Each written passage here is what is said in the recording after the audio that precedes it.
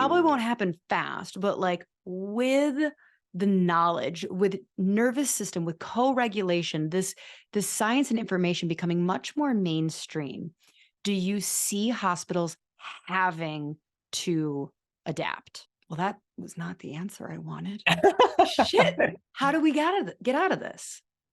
Like, I mean, honestly, I kind of view this like so if we remove it from birth, if we go to like politics, where we're like, this two-party system isn't working. It's like, yeah, we need a third candidate. Well, we're never going to have a third party candidate. So talking about like, well, 100% of people are not going to birth out of the hospital. Yeah. So we're just going to pretend that that's not the answer.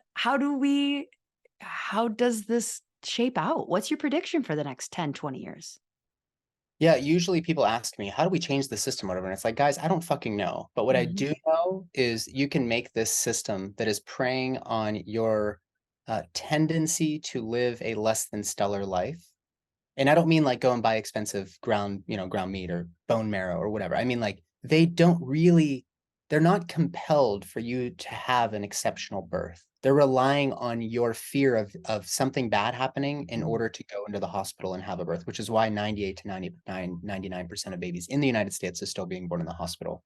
So the most disruptive thing we can do to this Leviathan is to take care of ourselves, find practitioners with whom we have great chemistry. It may not even be me, but find the person that's really right for you. Find your whole care team and have your own birth. It's empowering. It's healing for a lot of women.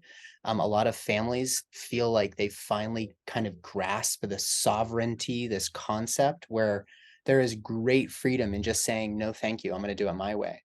And that all doesn't always guarantee. You're not entitled, in other words, to have a good outcome. But when we have more people experiencing that and sharing those stories in conversations just like this, it's going to be hard for the system to not change when more and more women are embracing the opportunity of what a home birth in their home environment, where the practitioner takes off their shoes before they come in, or, doesn't walk in and say, here's how things are going. We're going to start this medicine and do this. Instead, they're like on your terms and they're trying to do their best to find a way to get you through this.